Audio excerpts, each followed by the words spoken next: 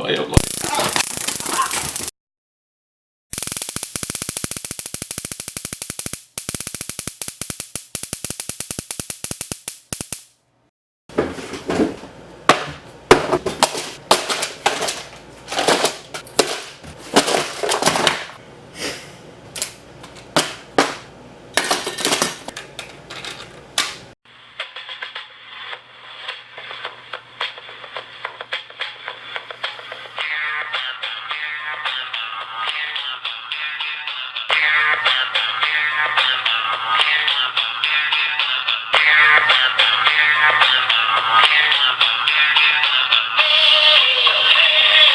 Napanood ng nanay ko yung first video, so gusto niya raw na gumawa pa ako ng second video. Yes! Ito na po, gagawa na po ako, okay?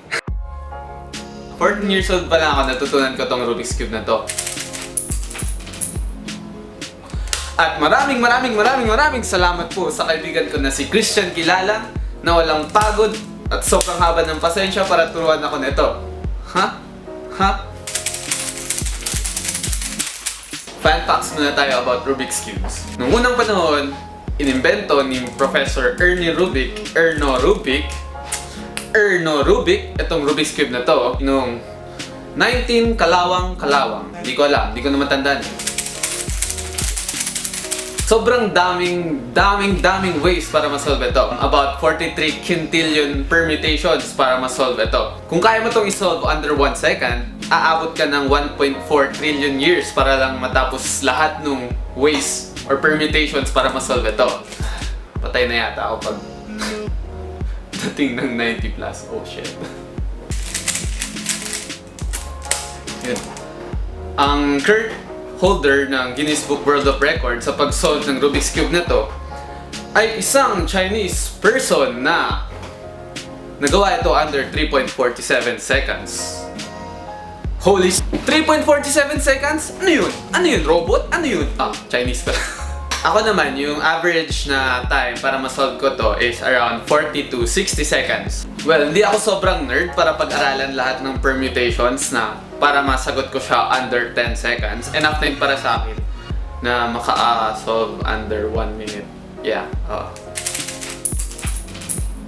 Pero minsan, nakaka-solve naman ako under 30 seconds. Sobrang rare nun. Ang tawag ko sa mga devices na nagre-record ng time sa pag-solve mo sa Rubik's Cubes are Rubik's Cube Timer. Ito. Yun yung mga usual na ginagamit sa mga Rubik's Cube competitions. Okay, final concept. Gagawa ko ng robot na pipilitin ako mag-solve nito under 30 seconds, not 30 seconds. And kapag di ko siya natapos under 30 seconds, makakuryente po ako. Ganun lang kadali. Makakuryente po ako. Ayoko nang mangyari yun. Ayoko mamatay. Pero makakuryente po ako. Makakuryente po ako, Masokista. Okay, ganito lang yun.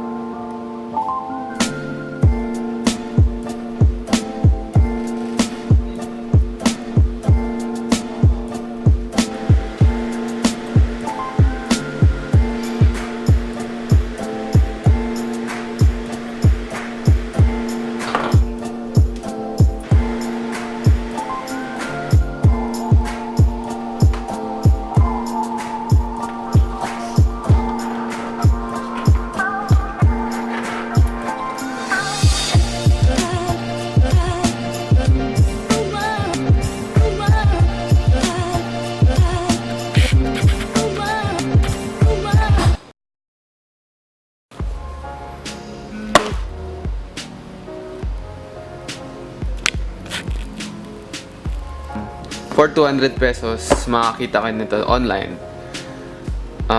Hindi ko lang alam kung gaano ba kasakit tong flashlight na to. Police taser na to. Ayan. Tinanong ko po si Google kung ano yung voltage ng mga police tasers. At hindi ko akalaing 50,000 volts po, mga ma'am, mga sir. Ano ba to? Anong ginagawa? Makakapatay na ako sa taas ng voltage na to eh. Hindi, biro lang. Pero kasi, ang mga tasers, although matataas yung mga voltages nila, mabababa naman yung current na dumadaan sa kanila. Ayan. So, 50,000 volts nga siya, pero with a few milliamps lang. So, pero nakakasunog po ng balat.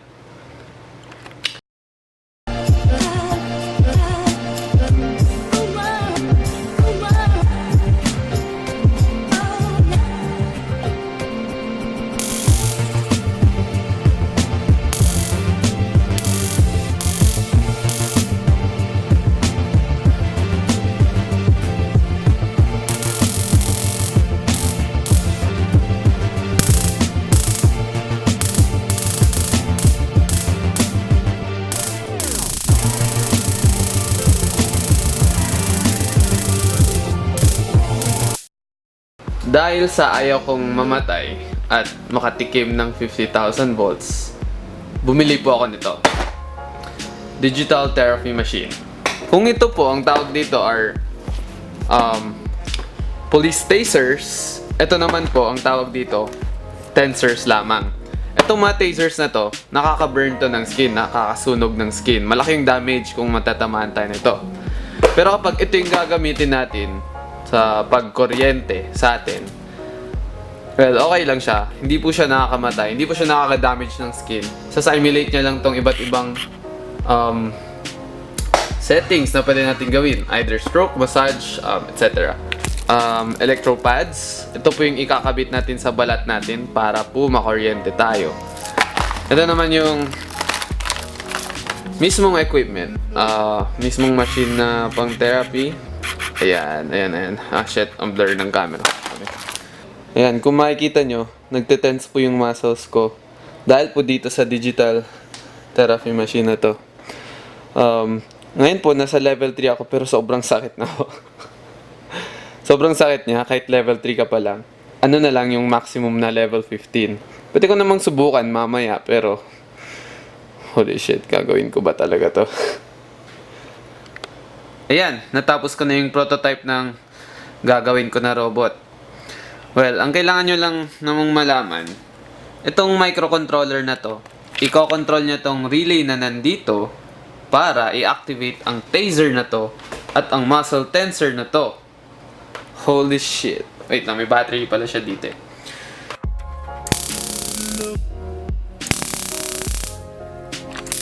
Sobrang cool no? Sobrang cool niya. Nakakalimutan ko lang. Ako yung makakuryente mamaya. Ayan. Gawa ko na po. Ayan. Ito yung Rubik's Cube timer ko na pipilitin ako mag-solve under 30 seconds. Ha?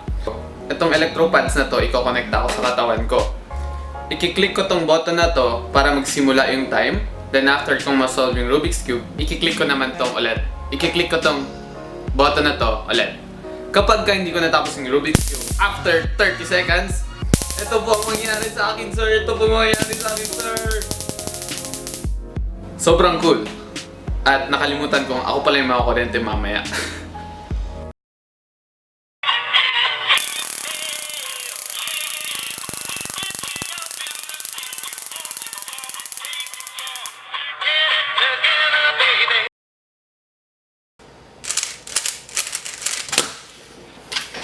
Shit. 47 seconds. Robot ko, 30 seconds. Yung ginawa ko, 47 seconds. Ibig sabihin, hindi pa ako ganun kagaling sa cube, pero kailangan ko pong tapusin in under 30 seconds to. Kasi kung hindi po, God, that's scary.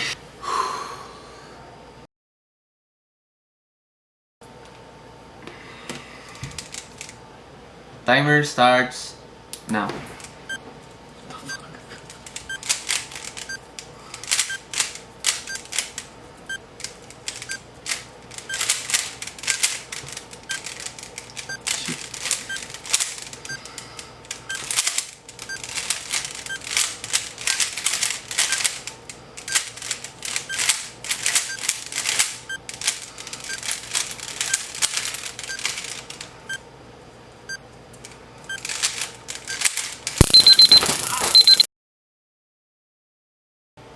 Ayan.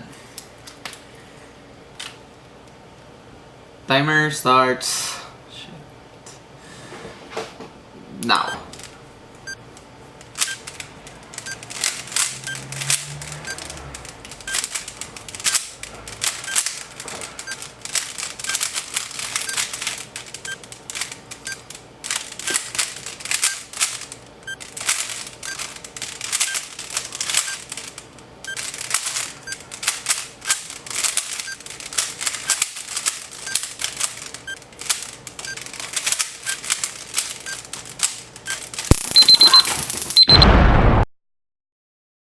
Timer starts now.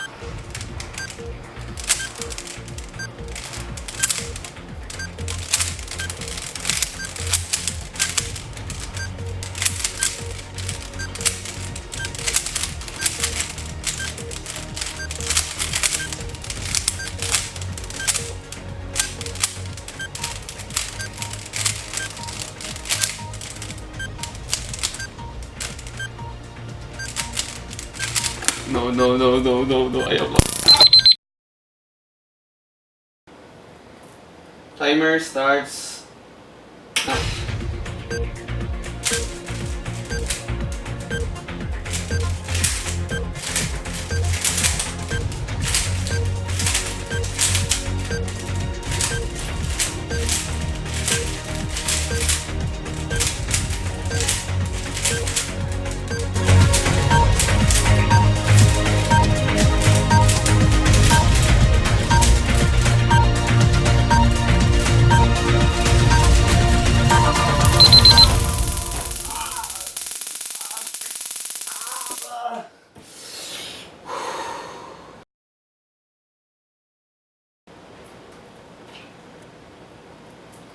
Timer starts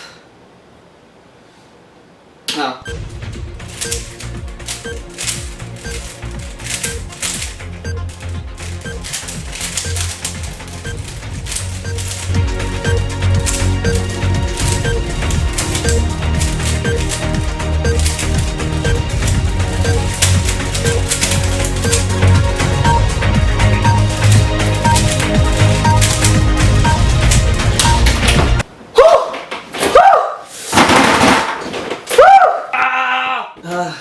I'm so done. Paki-like na lang po ng video na to. Pa-subscribe na rin kung gusto nyo pang manood ng kakaibang robot na puro kalokohan na gagawin ko sa susunod na video. Maraming salamat at bye-bye!